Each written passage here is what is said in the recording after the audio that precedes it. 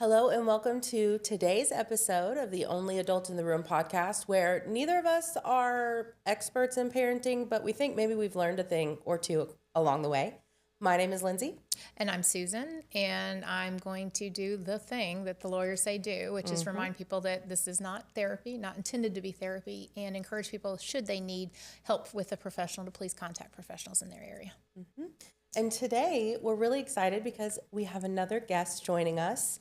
And she is a mom to a teenage daughter and adult son who still lives at home, proving that parenting doesn't end, it just changes bedrooms. She's learned many things she wishes she'd known back then, especially that experience beats gifts every time. Her family bonding happens on hiking trails, concerts, theme parks, at festivals, through canine obstacle course races, and anywhere a plane, a car, or questionable GPS signal can take them. Usually with On the Road Again playing as the unofficial theme song. Please help us in welcoming Brooke. I am so excited to be here. Hey, Brooke, before we get started, I was listening to what Lindsay was reading, and Lindsay, you said something to the effect of, and still lives at home. So my question is, do you have the teenage daughter, the adult son, and you still live at home, or is it they are still at home? I didn't run away. I'm Okay, still good, there. Good. Yeah. Okay, you're still there. Good. I'm still there. Awesome. And so were they. Okay. But which is a wonderful thing. Yeah. But speaking of wonderful things, this is a wonderful thing. And I just want to know where the two of you were when I was doing this, when they What do you were mean? little. We're The insights, the support, the place for people to go. gotcha. Because thinking about parenting today, Yeah. and watching my friends parent today, watching my nieces parent today, it's so different. Like different in a good way, different in a bad way. Yikes! Different in a good way, but different in the bad way a little bit. That everything is so judgy. You feel like, oh yeah, I do. I feel it, and everything is so. Here's how we do it.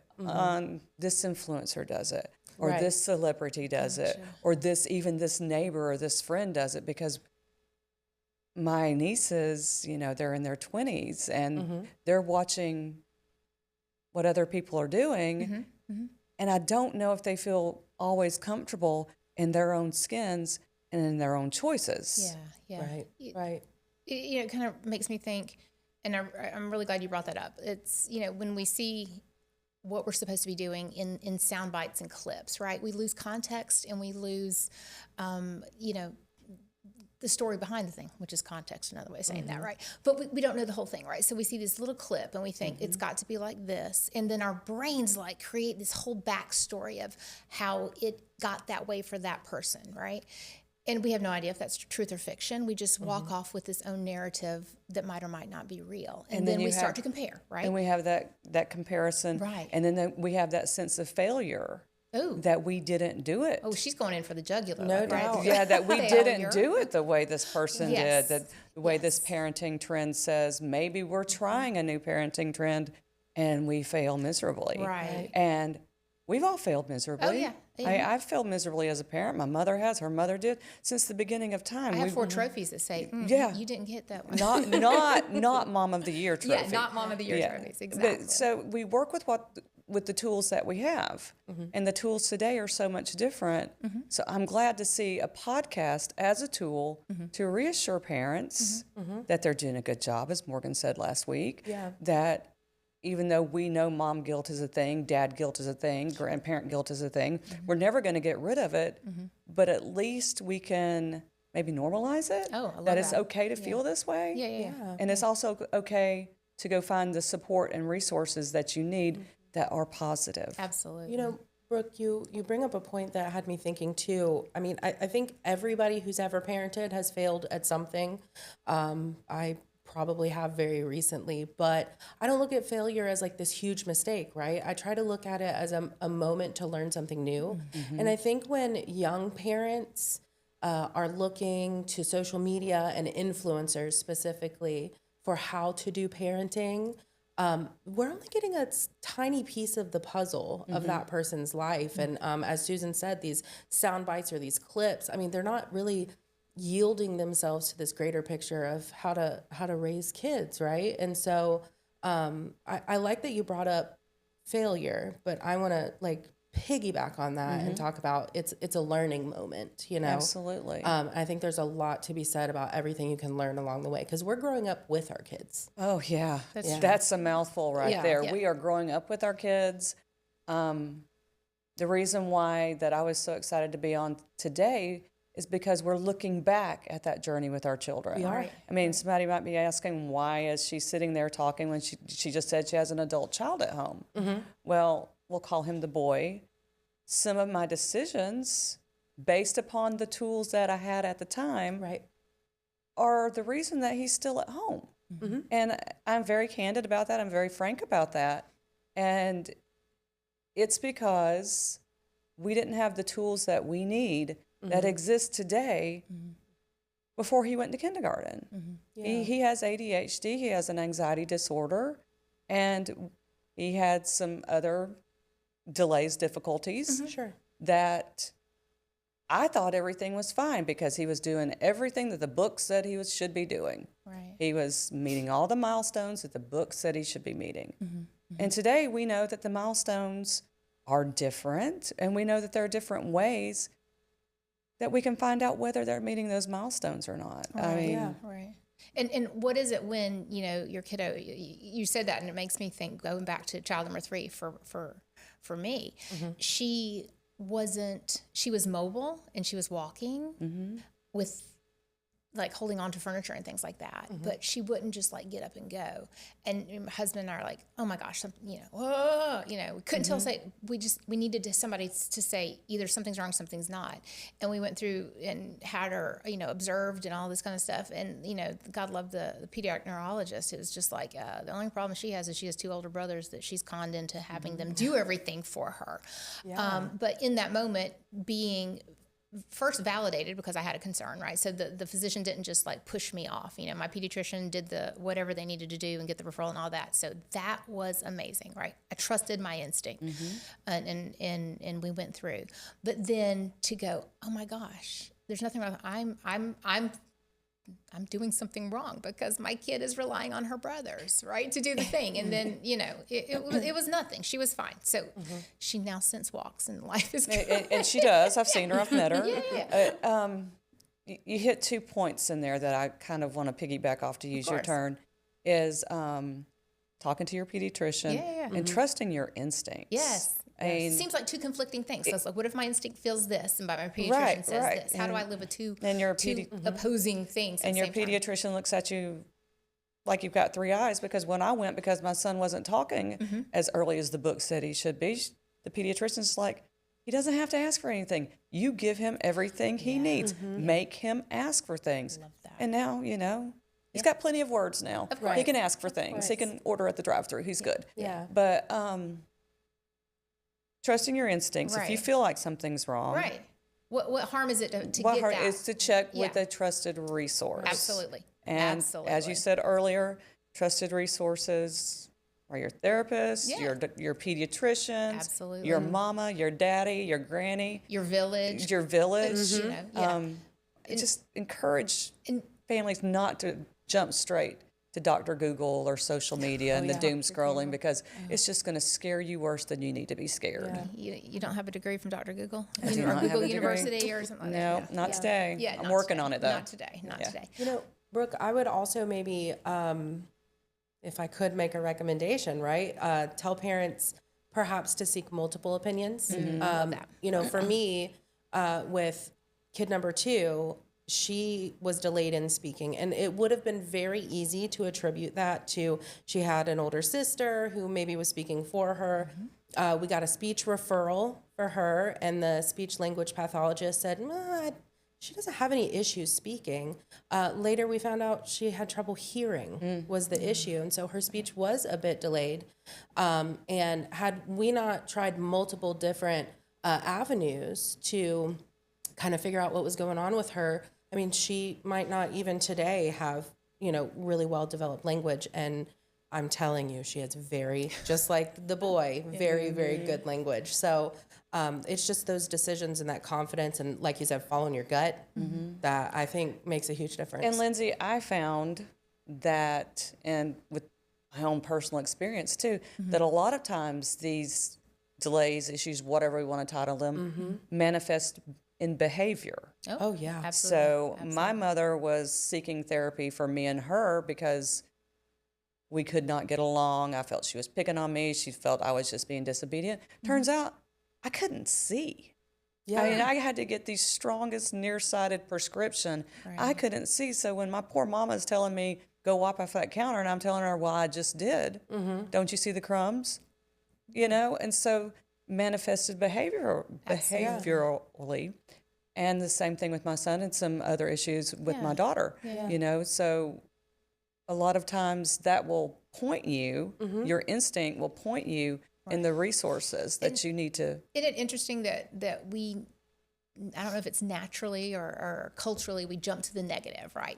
If they're not doing X, then the assumption is that they're being Y, right? Rather than just being curious about what is the behavior trying to say this, or trying to tell us, because we know all behavior has meaning. Yeah. We just have to figure out what that meaning is. And sometimes it's hard to figure out what that behavior is, because in the moment, not really the time to try to figure out what the behavior is. We just we want to make sure everybody's safe and get, you know, to a place of where we can handle the situation and then be curious a little bit later, right? So, and it's hard as a parent to do that. And, you know, you went in with like the resources and things like this. And Lindsay, one of the things we had talked about with earlier episodes was like parenting today is a little bit different. Oh, yeah. Different tools, different challenges, different, you know, successes, whatever. I'm curious, in the work and in the stuff that you do, what aside from a pediatrician, like where else do people go to find out, hey, is my kiddo okay? And really, I'm thinking of younger kids as opposed to you know, the teens and things like that. That's a little different. You when they get know, older. so the first few years with the boy, in today's world, I would have more tools. Right. Like what? Like help me grow screening. Absolutely. Absolutely. Catching those developmental delays, concerns, or sometimes, Susan, it's just peace of mind. Yeah, absolutely. And I love those types of developmental screenings. I know the Help Me Grow program in our area uses the ages and stages as one of its primary. And the really cool thing about ages and stages is that parents can do that. Really you're answering questions. Can my child do this? Does my child do this? And it kind of serves two purposes. A, it normalizes what typical development at a particular age is, right? And it also gives parents like, hey, an idea. Oh, I don't know if my kiddo can do this. How can I kind of set up an activity or watch to see if that can go on? And one of my favorite ones, and I know this because I'm familiar with the tool, is, can my child pick up a Cheerio? And I love it, you know, when doing it. I'm like, no, my child can't pick up a Cheerio because we don't feed them Cheerios. We don't like Cheerios in our house. And then I'm like, oh, what is it we're trying to say? Can my child pick up something small? What do we feed my kiddo? We eat Fruit Loops at our house. He can pick up a Fruit Loop. Right. We're good. Okay. Yeah. You know, so it's just that additional sense. Again, trying to empower us as parents to be an active part of our kiddos' lives and also help us just be okay with the questions that we have about parenting. And again, we talk about parent stress, parent failure, parent guilt. What we're doing is we ourselves sometimes feel like we're failing, but we understand, part of us understands that it's not really failing, it's being okay with not being 100% sure. So I want to reframe that word failure. Yeah. It's not failure. It's, am I okay with not knowing 100%, and what can I do about that thing, and how do I live in those uncomfortable feelings, which is a very important thing we have to teach our kiddos, right? How to sit with uncomfortable feelings. What do I do with those emotions? And we ourselves as parents have to understand, what do we do when we're having those uncomfortable emotions? How do we sit with it? How do we get from where we are to where we want to be and not lose our cookies in the process? Right. Yeah. And Susan, I think we've talked a couple of times about parents being the first and best teacher for their kid. So, I mean, again, following that gut instinct, using the tools like a screening, or reaching out to your resources like a pediatrician or the Help Me Grow program that you guys mentioned that we have here. You know, that is just a teacher reaching out and getting the resources that they need. I love that. You know, so I think parents, they know what to do. They just we got to ask some questions along the And way. sometimes they don't know what's out there for them, Right. what's available to them, which is why this podcast is so important, I think, because I don't want another parent sitting in a chair at almost 53 years old saying, I wish I had known now what I knew then. Yeah. Because there was part of my child's kindergarten year that was brutal, and I know messed with his psyche, and I get a little emotional about it. And that's why I just really want parents to, families, caregivers, whatever your family looks like, to know that there are resources out there for you. Yeah. And that you could, in my case, if we had done developmental milestone Right. screenings Right. on the boy, Right. we would have had a diagnosis earlier. Sure. And we would have not gone into almost a half of a kindergarten year where he had to sit apart from the other students because he couldn't physically sit near them. So I'm thinking about what you're saying, and I'm wondering, what do y'all think keeps a parent from, now that we know we have these resources, right? What is it that keeps a parent from doing the thing? I know I have the resource. I know I have the developmental screening, but I still haven't done it on my kid. What, Fear of what? of your child not being perfect. Everybody wants their child to be perfect. Yes. And we're talking about reframing. Yeah. I love that society is starting to reframe what they call spectrum disorders because I do not consider my son to have a disorder. Right. I consider him to have a superpower Right. that maybe we need to adjust for. And he knows his adjustments. We've done therapy and The thing. the Stuff. thing Yeah. all his life. Yeah. But the things that he does and knows and that he can accomplish because of his ADHD, it's mind-blowing. Yeah. It's a superpower. Yeah. So Yeah. just the whole reframing, Yeah. the whole, I'm scared to find out. But what if you don't find out? Right. Yeah. Right. And then 10 years from now, 20 years from now, you're saying, wow, if I had found out, then I could have changed the trajectory of my child's life. Right. So- Two things. It's not a dichotomy here. Two things that I think of is when I know what I know, what am I held accountable to fixing? Right. So if there's always this I don't know, there's always that a magical if. What if he's okay? What if she's So I don't have to act when I know there might be something, or I come back with that final diagnosis. I'm in a sense, I think, grieving what I thought my child's typical childhood would be and all this other kind of stuff. And now I have to do something about it, or the family has to do something Right. about it, or the school, whoever, however that goes. So that's kind of like, that's dangerous territory in the sense that it could stop people from following up.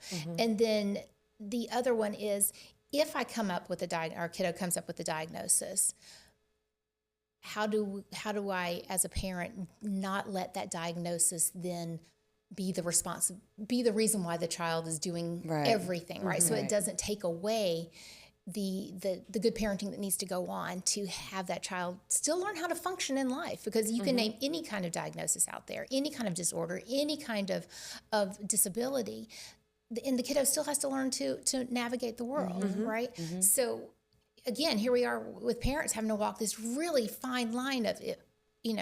Danged if I do and danged if I don't. But, really at the end of the day, the only thing to do is to go through it and get through and take the chances, do the thing, mess up a couple of times, be okay, fall into your village, all of that stuff to help do the thing at the end of the day, at the end of the 18, 21 years, which is to get my child from young child birth to adulthood. From bedroom 1 to bedroom 2. I'm just kidding. But isn't it empowering? It is. We're talking more where a little thing becomes a big thing later. Right. Like those socialization skills going into kindergarten. Oh, yeah. That sort of thing. Yeah. Just the simple things that if you ask a kindergarten teacher today what the biggest concern is, they say behavior. Yes. Yeah. So why do our children have such behaviors? Wow, we could have 16 more podcasts. We could. But as a parent, and I'm listening, and I'm listening and I'm watching the news and I'm hearing that behavior is a big issue with our littles. I mean, you think about the pandemic, you think about how everything affected everything, and the whole scope of parenting has changed so much. As a parent, if I'm hearing that behavior is the number one issue, then I should go and do a screening and see if my child has any issues and how I can correct that probably in a pretty easy fashion right now. Sure. It's much easier when they're younger, right? And, you know, you're talking about behaviors and developmental screenings, which sometimes overlap. Sometimes developmental delays can manifest as behavior issues, like you were talking about with seeing, or somebody was having challenges seeing or hearing, or whatever the case is. And just trying to parse that out, right? And be okay with not knowing and figuring it out. I don't know where we came along where we think we have to know how to do all this. Like, this is my first time parenting children at any age in their life, because I've never been a parent before until I'm doing the thing. Where's the grace I give myself without abdicating my responsibility and accountability to the role as a parent? You know, you guys have both made me think about, I'm sitting here literally thinking about my kids. And I think one of the questions, Susan, you had asked is like, why aren't parents seeking the information? And at the time when my kid number 2 was little, I wasn't seeking out information, even though I knew a couple of things, because I had in college studied the spectrum disorders that we're renaming now and all of that. And I was watching kid number 2 grow up with some antisocial-ish behaviors. And I was, watching her at her own birthday party go into her room and say, I don't need to be around those people anymore. But I was also watching her do some very magical things, like at 18 months old, completing puzzles on her own with no assistance and having some really strong interest in certain areas. And I would say things like, there's something going on there. And my family would go, you want something to be wrong with your kid. And I said, I'm not saying there's anything wrong with her, but I do want her to have every opportunity in the future to be successful. And if that means that I'm saying to someone, hey, I think something's going on, and then getting help with it, then I've done something great. And it wasn't until she was about 5 or 6 years old, and this was during COVID, that we, sought help from a therapist who then said, yeah, she has ADHD. And even today, we're still exploring this idea that perhaps she's level 1 autistic, just based on some other behaviors as she's gotten older. And, we're talking puberty and stuff like that. But had I not paid attention to that before, and she's comfortable with these conversations because I've been talking to her about her skills. If we hadn't done that before, then we'd be in a whole different place today. So I find that there's such a stigma about allowing our children to be who our children want to be. And wait, what do you mean by that? It's kind of and it maybe the word's not necessarily stigma, but it's you go to kindergarten, you go to middle school, you go to high school, you do the sports, you do the brainy things, you go to college, you do the path that's traditionally been laid out for these children. Right. And I struggled. Gotcha. I struggled with my children not following that path. Until I had an epiphany. Isn't my job as a mother to give them the tools they need to be happy, to be successful in whatever they decide to do? Yes. And letting go of what society has told me Sure. my children should do. Right. What family members have told me, what friends have told me, and none of this in a mean way, a mean-spirited way. Right. It's just we put our children into molds, and we put them in races they shouldn't be in. Yeah. I do not care if the girl graduates high school with a 4.1 weighted GPA and goes to Harvard. Right. We're putting too much pressure on our children. Right. Yeah. I care that she finishes high school. That's a given. Right.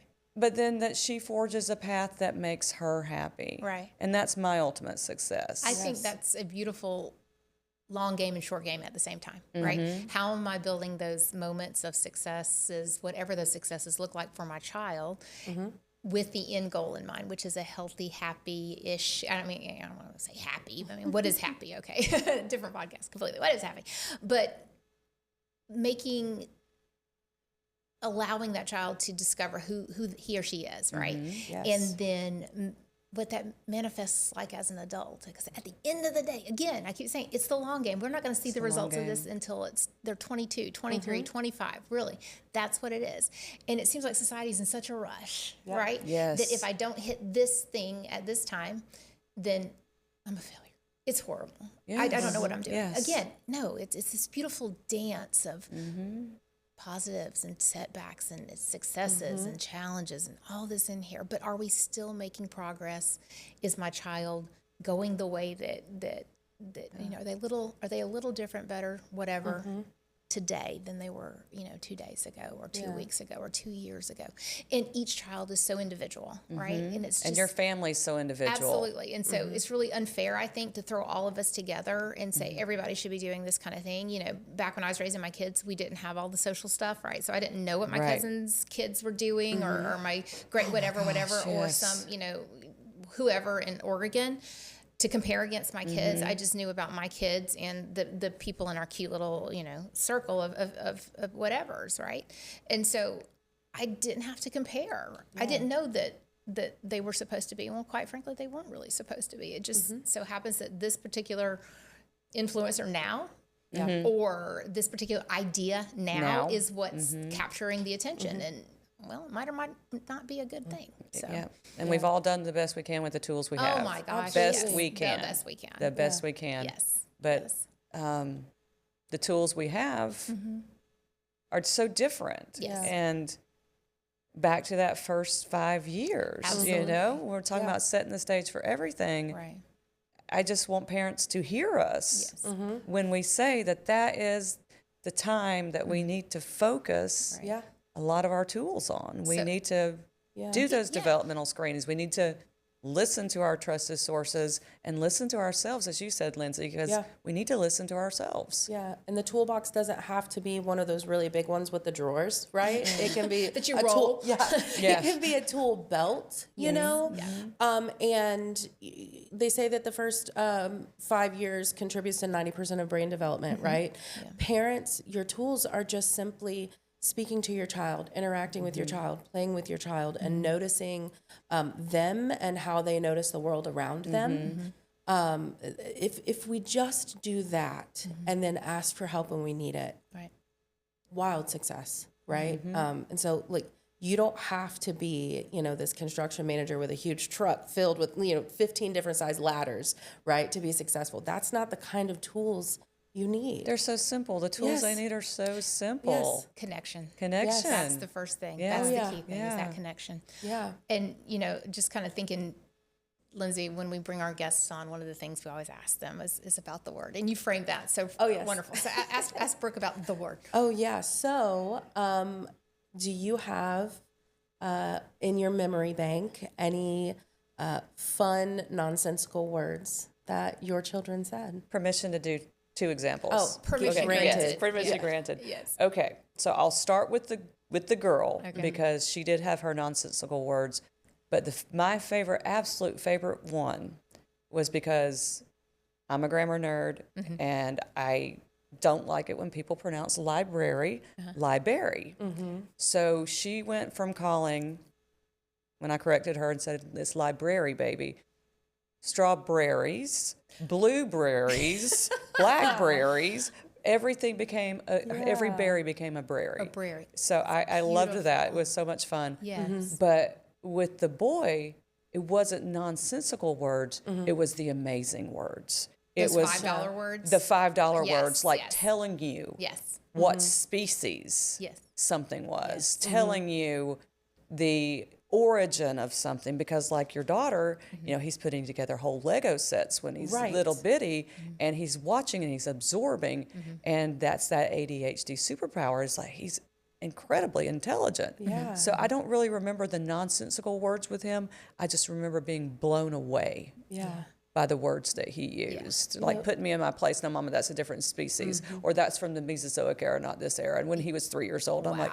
okay, just got corrected correctly by a 3-year-old. By a 3-year-old. How do I feel about that? You know, one quick memory, if I could, that you just kind of sparked for me was that kid number 1 did something very similar in that my husband and I took turns being stay-at-home parents for the first few years of their lives. And one day I come home and she says something to me about putting a baby doll in the vicinity of her crib.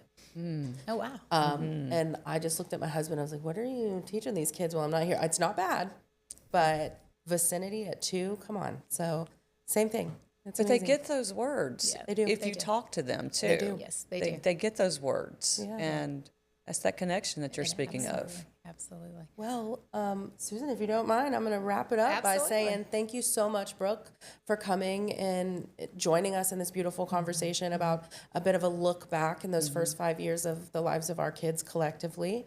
And thank you guys for joining us and being some of the only adults in the room today. We'll see you again soon.